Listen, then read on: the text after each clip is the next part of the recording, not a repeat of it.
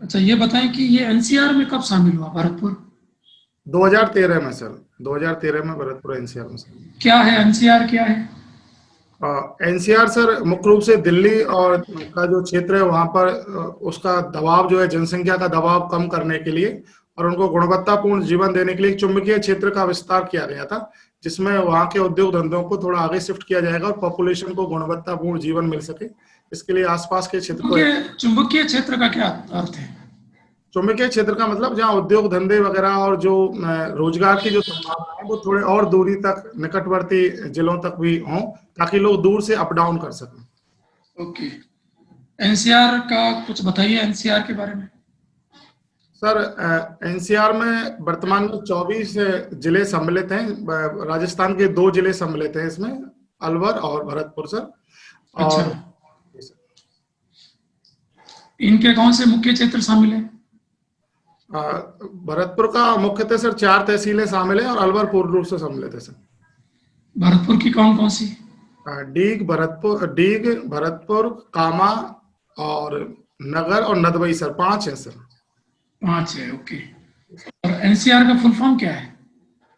National capital region sir. Okay. किस संविधान संशोधन द्वारा एनसीआर की स्थापना की गई? जी सर, मुझे इसके बारे में जानकारी नहीं है सर। ओके। अच्छा, ये बताएं कि डीग के जल महलों का निर्माण कब और किसने करवाया? डीग के जल महलों का निर्माण महाराजा सूरजमल जी के समय हुआ था सर। और समय सर मुझे याद नहीं है सर, याद नहीं। और एक और वहाँ के शासक इसमें इन्वॉल्व रहे हैं सूरजमल जी के अलावा भी? सूरजमल जी के अलावा सर बाद में जवाहर सिंह जी और बलवंत सिंह जी के समय भी काम हुआ था सर। बलवंत सिंह जी के समय भी वहाँ थोड़ा जवाहर सिंह जी से संबंधित एक घटना बड़ी प्रचलित है, आपको याद हो तो बता। जवाहर सिंह जी के सर दिल्ली विजय से संबंधित एक योजना, एक घटना सर प्रचलित है, जिसमें वो अच्छा, दिल्ली पर विजय का एक वर्णन मिलता है सर। कोई दरवाजा वगैरह ले आए थे, ऐसा कुछ है क्या? जी सर, वो एक अष्टधातु का दरवाजा ले आए, जिसका संबंध चित्तौड़ के किले से बताया जाता है जनश्रुतियों के अनुसार, और उसको वहां से जीत कर लाए थे सर। अभी कहाँ है वो दरवाजा? अभी वो सर अष्टधातु दरवाजा किले पर लगा हुआ है। किले का जो पूर्वी द्वार है वहां पर लगा हुआ है सर। भरतपुर के किले में? भरतपुर लोहागढ़ के किले में सर। लोहागढ़ नाम है इसका? हाँ सर, लोहागढ़ के। लोहागढ़ नाम क्यों है? लोहागढ़ नाम इसकी अजेयता के कारण पड़ा है सर। ये अजय दुर्ग रहा है और इसके कारण इसको लोहागढ़ के नाम से भी जानते हैं। अच्छा, और कोई विशेषता इस किले की? ये किला सर मैदानी दुर्ग है वैसे, और इसके चारों ओर खाई है, तो इसको पारिक दुर्ग की श्रेणी में भी रख सकते हैं। इसके अलावा ये जो भरतपुर का जो किला है वो चारों ओर मॉट है सर। 12 दरवाजे हैं इसके चारों ओर। इसके जो चारों ओर जो क्षेत्र है उसमें 12 दरवाजे हैं।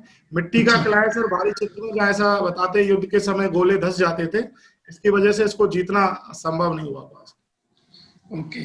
अच्छा, ये बता सकते हैं आप कि सूरजमल, महाराजा सूरजमल के और भी कुछ उपाधियां विरुद्ध रहे हैं? जी सर, महाराजा सूरजमल को सर जन सामान्यतः जाटों का प्लेटो भी कहते हैं। इसके अलावा उन्हें ब्रजराज की उपाधि से भी सम्मानित किया गया था। महाराजा जयपुर के द्वारा उनको ब्रजराज की उपाधि भी दी गई थी सर। एक अफलातून भी बोलते हैं इनको? हाँ, जाटों का अफलातून सर भी उनको कहा जाता है। तो प्लेटो और अफलातून कहने का क्या पर्पज है, रीजन क्या है? जी सर, जितनी मेरी जानकारी है और मैं इसको पढ़ पाया हूँ, अफलातून शायद उनके कार्यों की विविधताओं की वजह से कहते हैं उनको। प्रत्येक क्षेत्र का जो उन्हें ज्ञान था और उनकी जो वीरता थी, उसके कारण उन्हें अफलातून कहते हैं। अच्छा, आप बता सकते हैं जिकड़ी क्या होता है, जी कड़ी? जिकड़ी एक सर हमारे यहाँ क्षेत्रीय गायन परंपरा है, जिसमें जो है कलाकार लंबे लंबे सुर निकालते हैं सर, और उसके बाद एक भजनों का या किसी विषय के ऊपर एक तरह से जिकड़ी दंगल का आयोजन हुआ करता था सर। अच्छा, क्या होता है उसमें, आपस में दंगल में क्या करते हैं ये?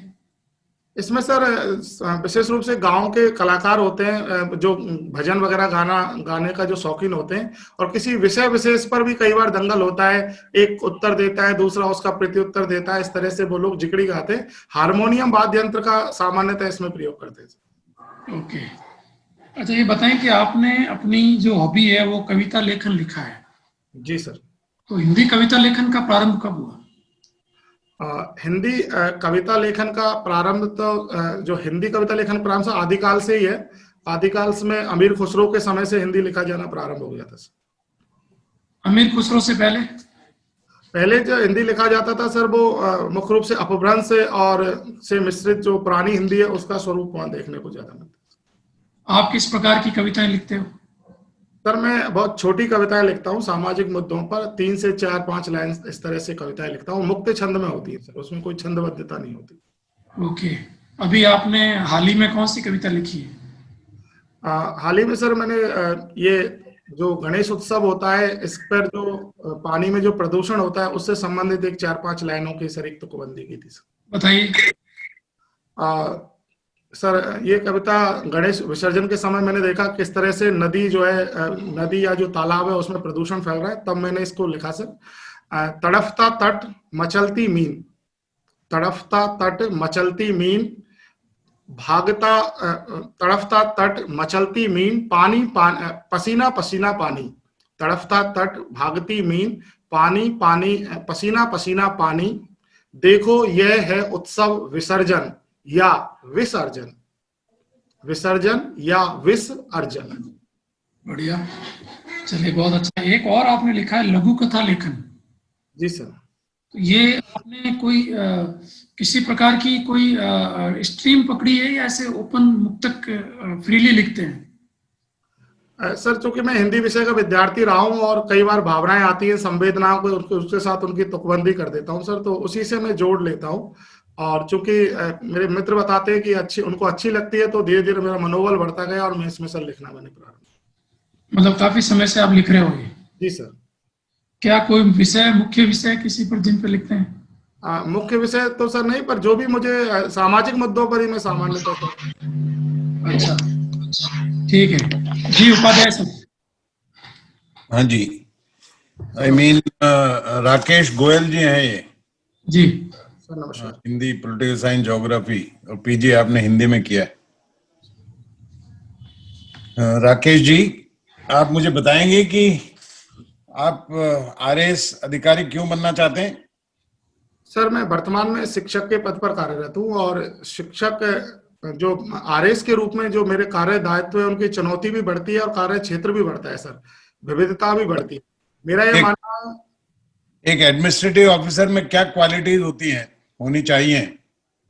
मुझे लगता है सर निर्णय लेने की क्षमता, उसका जो सहानुभूतिपूर्ण व्यवहार, संवेदनशीलता, ये और नेतृत्व का गुण सर, ये प्रमुखता से उनमें होना चाहिए। तो नीतिगत गुण हो गए, ये नवोदय वाला मेरा मुफ्त दिया था, नीति शास्त्र के गुण हो गए, ये तो प्रत्येक व्यक्ति में अपेक्षित हैं।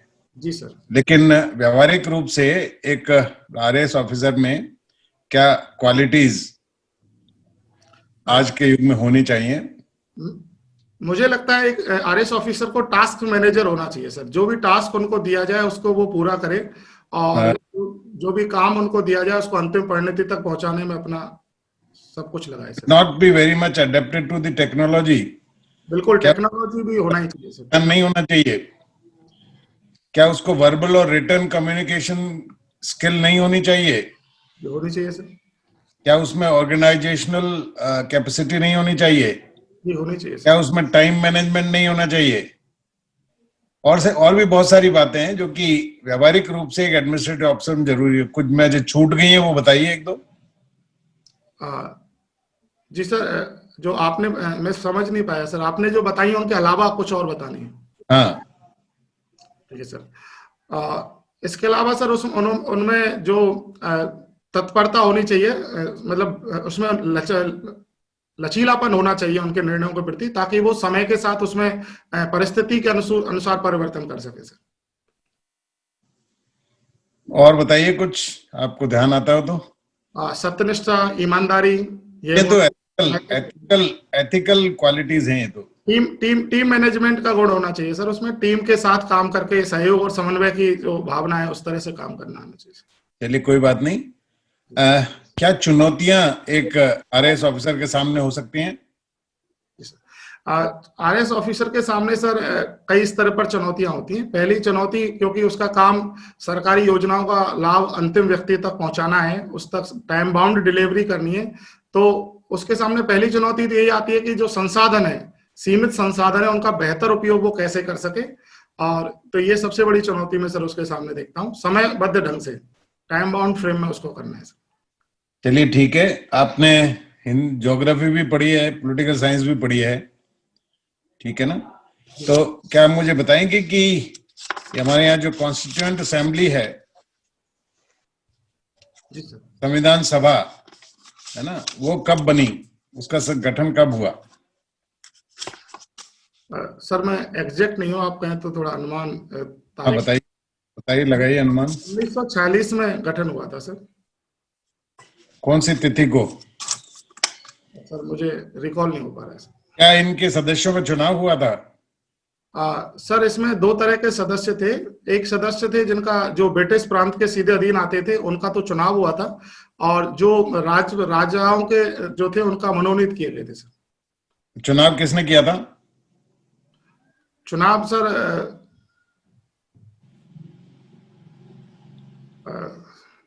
सॉरी सर, मुझे अभी मैं आप बता सकते हैं? मुस्लिम लीग जी सर के सदस्यों ने क्या इसमें पार्टिसिपेट किया था? संविधान सभा के चुनावों में शुरुआत में मुस्लिम लीग ने पार्टिसिपेट किया था सर, लेकिन वो जीते भी थे, लेकिन बाद में उन्होंने जब पाकिस्तान पृथक पाकिस्तान बना तो उन्होंने उसमें भाग नहीं लिया, बाद में उनकी सीटें छूट गई सर। फिर भी कुछ मुस्लिम सदस्य कॉन्स्टिट्यूएंट असेंबली में थे? जी सर बिल्कुल थे। वो कहाँ से आए थे? उनका कुछ तो सर चुनाव हुआ था, जैसा मैंने पहले बताया था, कुछ संविधान क्षेत्रों से, ब्रिटिश प्रांतों से चुनाव होकर भी आए थे, कुछ राज्य जो थे, रियासतें थी, वहां से मनोनीत हुए थे सर। ये तीन मुस्लिम सदस्य थे उसमें? जी सर। ये किस दल से संबंधित थे? सर मैं रिकॉल नहीं कर पा रहा हूँ सर। 3 मुस्लिम सदस्य थे कॉन्स्टिट्यूएंट असेंबली में? जी सर, मैं उनका दल का नाम रिकॉल नहीं कर पा रहा हूँ सर। अच्छा अच्छा, चलिए कोई बात नहीं। आप ये ग्लोबल वार्मिंग के बारे में कुछ बता सकते हैं?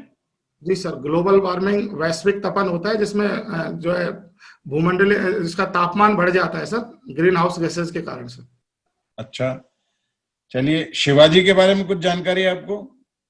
जी सर, शिवाजी भारत के मराठा शासक रहे और बहुत ही वीरता और बहादुरी के लिए उनको जाना जाता है सर। उन्होंने हिंदू स्वराज्य स्थापित करने के लिए कोई प्रयास किया?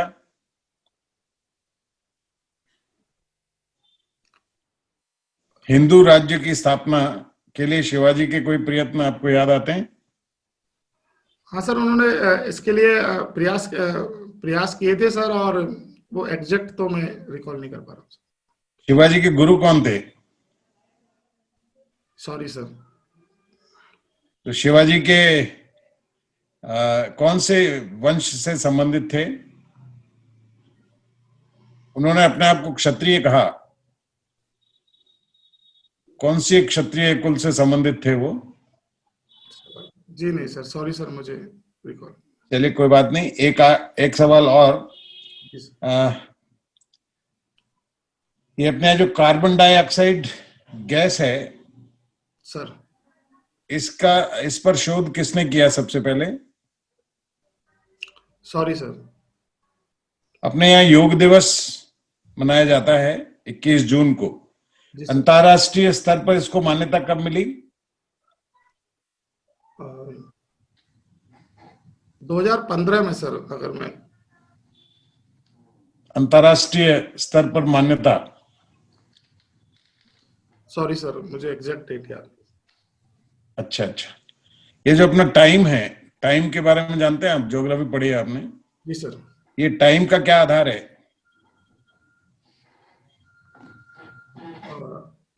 मैं आधार से मतलब नहीं समझ पा रहा हूँ सर।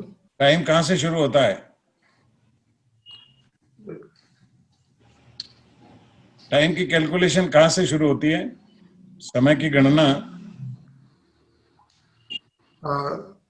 ये टाइमलाइन की बात कर रहे हैं सर आप?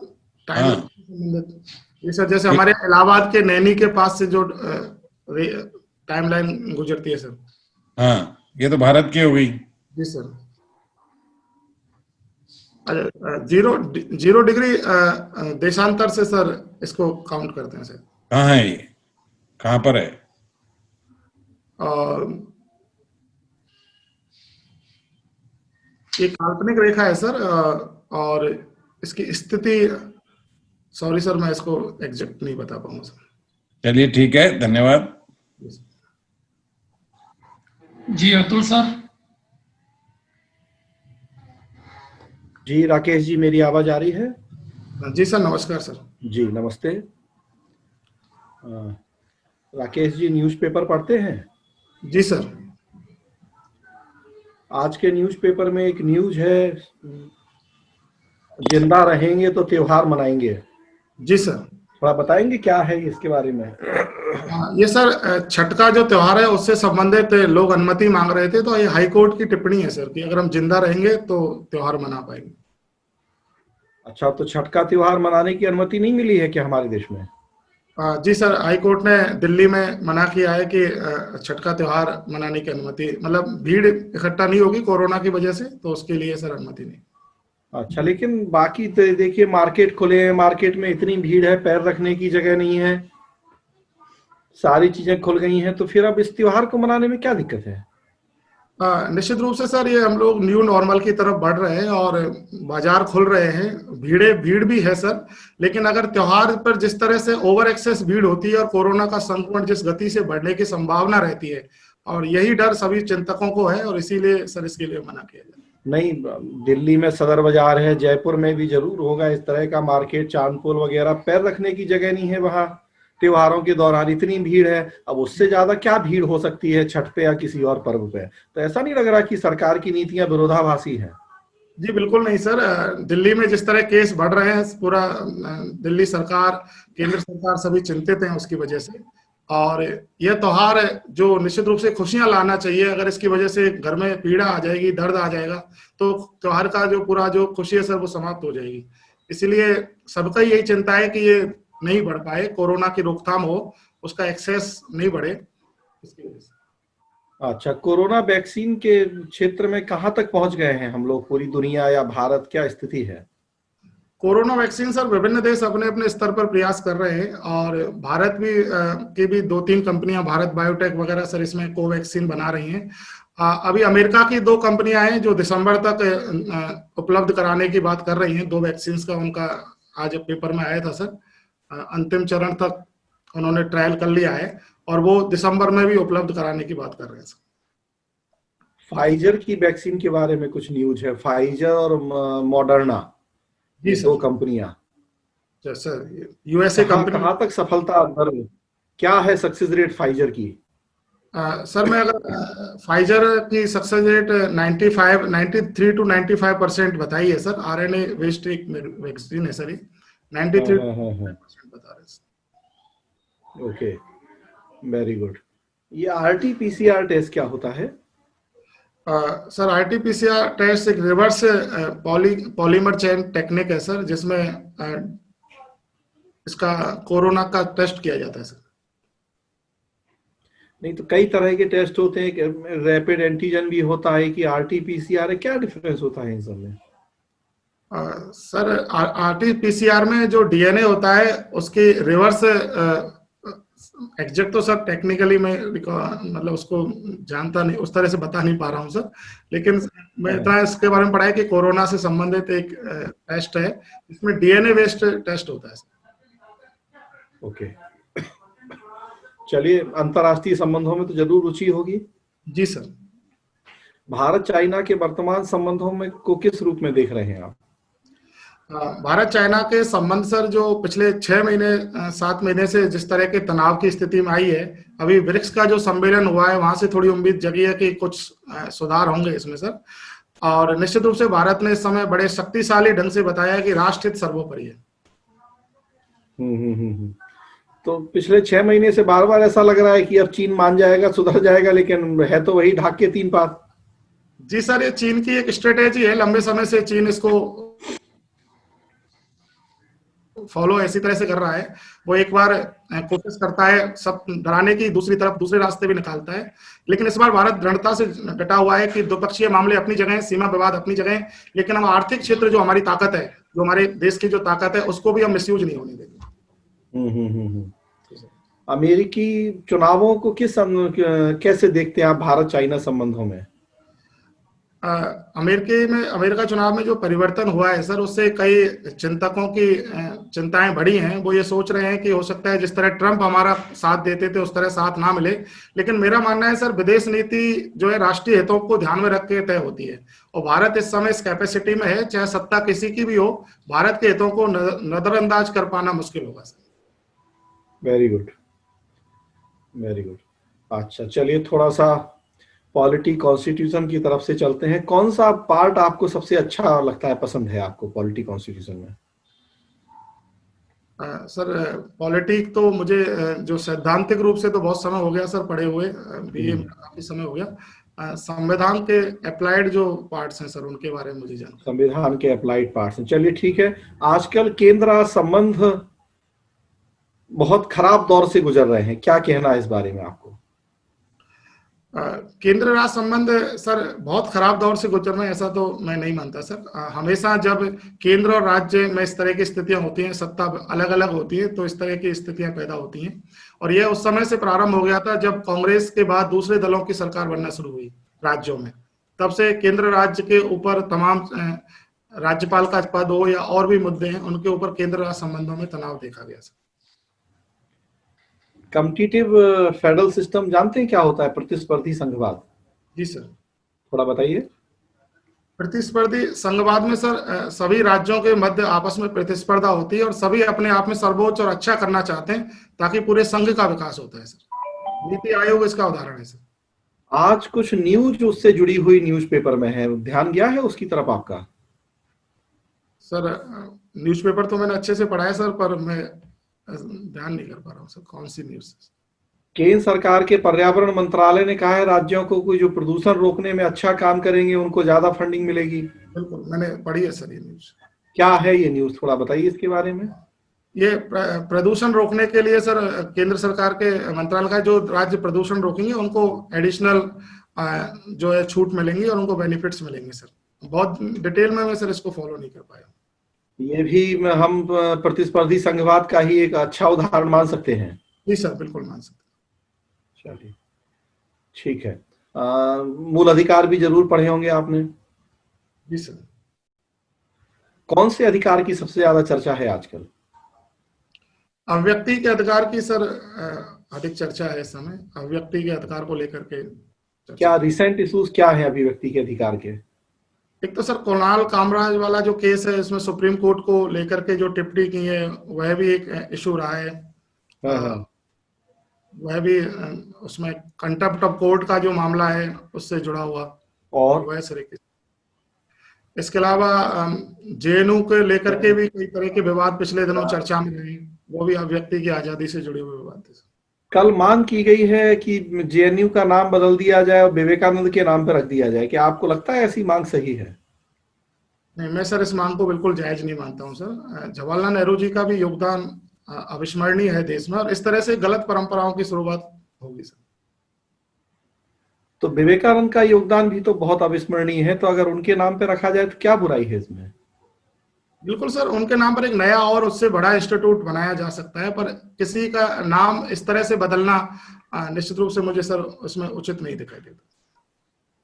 अच्छा, चलिए आज किसकी जयंती मनाई जा रही है? सर इंदिरा गांधी जी की जन्म जयंती मनाई जा रही है। इंदिरा गांधी जी की जयंती मनाई जा रही है। इंदिरा गांधी के दौरान का आपातकाल बहुत विवादास्पद है, क्या कहना है उस बारे में आपका? सर इंदिरा गांधी जी के समय जो आपातकाल लगाया गया था, निश्चित रूप से वह संवैधानिक रूप से उसकी आलोचनाएं हुई हैं और ठीक तो नहीं था सर। मतलब आप मानते हैं कि उसका गलत यूज हुआ था? जी सर, और मुझे इस पर विशेष जानकारी नहीं है सर, मैंने इसको पढ़ा नहीं था। ठीक है, ललित सर। जी राजेश सर। जी सुन पा रहे हैं राकेश जी? नमस्कार सर। नमस्कार। आपका सब्जेक्ट बायो रहा है स्कूल टाइम में। जी सर। आप ये बताइए, कोरोना जो वायरस है इसका जब संक्रमण होता है तो मृत्यु का कारण कैसे बनता है वो? सर कोरोना वायरस से जब अटैक करता है तो जो मृत्यु का कारण सर मुख्य रूप से फेफड़े वगैरह में इन्फेक्शन करता है और सांस लेने में प्रॉब्लम्स आती हैं, उसकी वजह से सर मृत्यु होती है मोस्टली। ये सांस लेने में प्रॉब्लम तो और भी रोगों से आती है और संक्रमण भी कई वायरस से होता है, कई बीमारियां होती है। इसमें ऐसा क्या है जिसकी वजह से इतना गंभीर है ये? ये सर सेल्स को मार देता है सर, सेल्स को मार देता है और उसकी वजह से ऑक्सीजन की सप्लाई प्रॉपर नहीं हो पाती शायद, इसी वजह से। मुझे सर कंफर्म नहीं है इसकी टेक्निकल टर्म में, एक्चुअल में जानता नहीं हूँ सर। अच्छा, वैक्सीन की बहुत चर्चा हो रही है। जी सर। एक अच्छे वैक्सीन में क्या गुण होना चाहिए? वैक्सीन सर जो होती है वो एक मृत जीवाणु होते हैं, अर्धमृत जीवाणु होते हैं, उनको शरीर में प्रवेश कराया जाता है और फिर वो स्ट्रेंथ, वो एंटीबॉडी डेवलप कर देते हैं जिससे हम रोग प्रतिरोधक क्षमता हमारे अंदर विकसित होती है।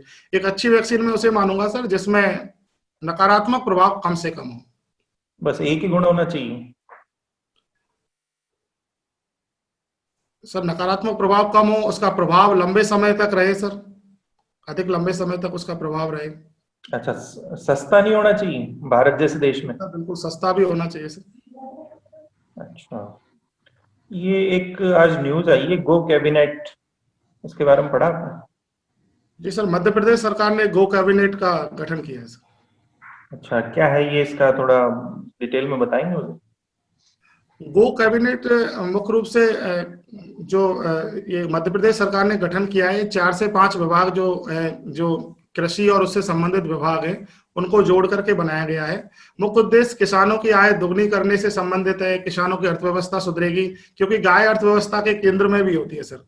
और इसके अलावा इसका एक कारण ये भी है कि गौ हत्या मध्य प्रदेश में पूरी तरह से कानूनन अपराध है, तो उसको भी रोकना इसमें एक कारण है।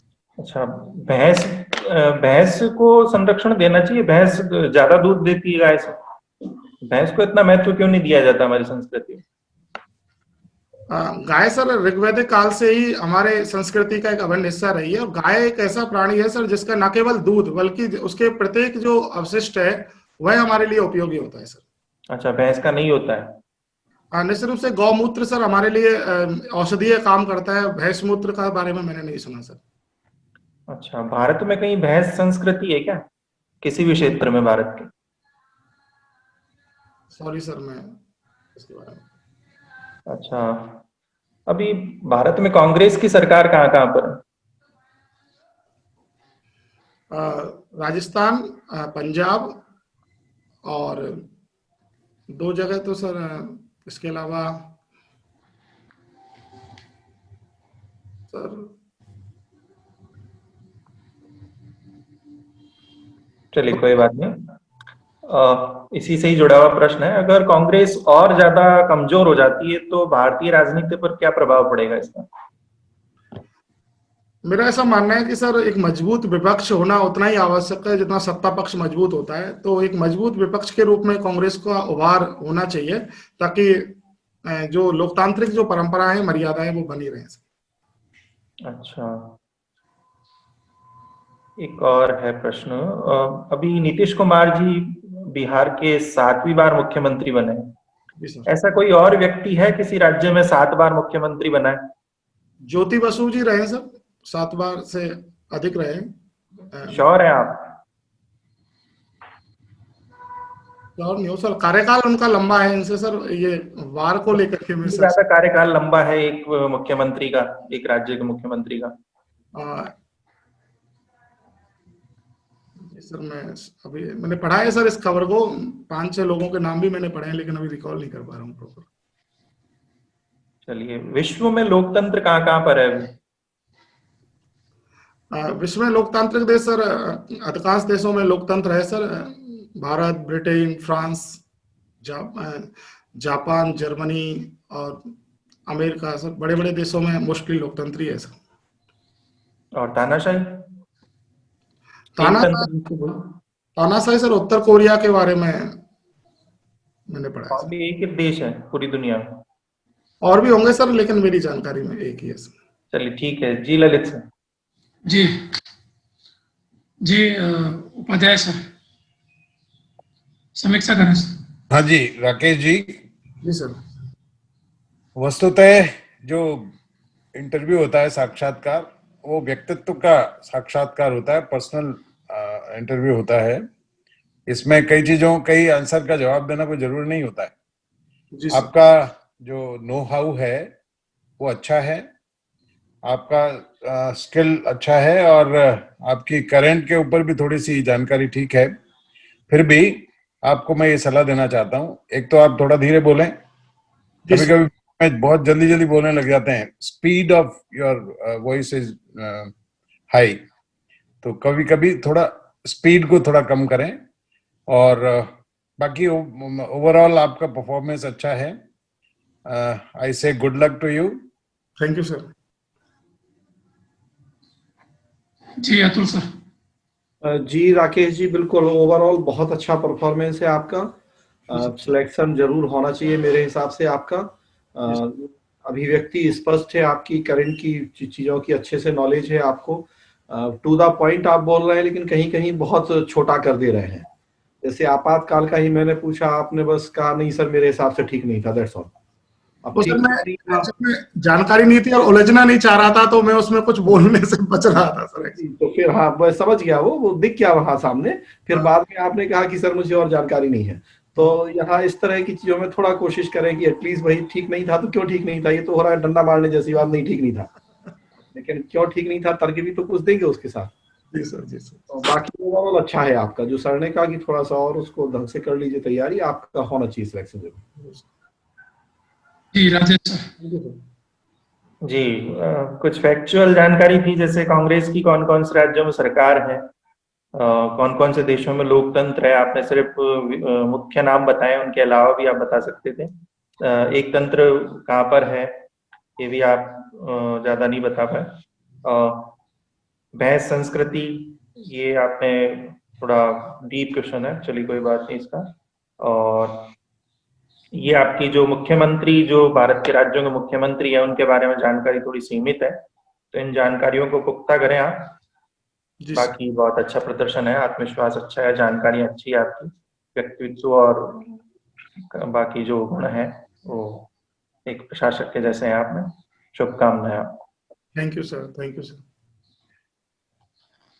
जी राकेश जी, पार्ट में आपका बॉडी लैंग्वेज अच्छा है और शब्द चयन और उत्तर शैली अच्छी है। बस जो उपाध्याय सर ने बताया है कि आप कहीं कहीं स्पीड तेज कर देते हैं, उसका आप थोड़ा ध्यान रखें। और ज्ञान पक्ष से उसमें हम देखें तो आपका क्षेत्रीय ज्ञान भरतपुर का कई क्वेश्चन आपने जवाब नहीं दिया है। भरतपुर का आप थोड़ा नॉलेज बढ़ाएं, भरतपुर के साथ साथ राजस्थान भी। और संविधान में ये आंसर आपका मान्य नहीं है कि आपने बोला है कि सर मुझे संविधान पढ़े हुए बहुत समय हो गया। ये आपके लिए आपसे अपेक्षित नहीं है। प्री और मेंस में आपने संविधान पढ़ा है। सैद्धांतिक की बात कर रहा था, पॉलिटिकल साइंस। हाँ नहीं, संविधान जो भी है, तो ये आप इसको पूरा बढ़िया तैयार करें। आपसे अपेक्षित है कि आप इसको पूरा अनुच्छेद वगैरह सारे आपको आने चाहिए। भारत अमेरिका से संबंधित उत्तर आपका अच्छा था। और भूगोल में भी सामान्य चीजें जैसे टाइमलाइन वगैरह पूछी सर ने, तो आप प्रॉपर उत्तर नहीं दे पाए। योग दिवस की जानकारी तो होनी चाहिए, भारत की पहचान ही योग के पीछे है। शिवाजी एक बहुत सामान्य सा तथ्य आपको याद होना चाहिए। इतिहास तो क्षेत्रीय ज्ञान आपका, संविधान, इतिहास, इन 4 तथ्यों पे थोड़ा वर्क करें, ठीक है। बाकी और भी जो नॉलेज पार्ट के हैं उन पे वर्क करते रहे। राजस्थान जीके को मैं सर थोड़ा सा ढंग से, मुझे कमी है। नहीं, अच्छा करिए उसको आप। शुरुआत राजस्थान जीके से होती है नॉर्मली, ठीक है। Okay, all the best.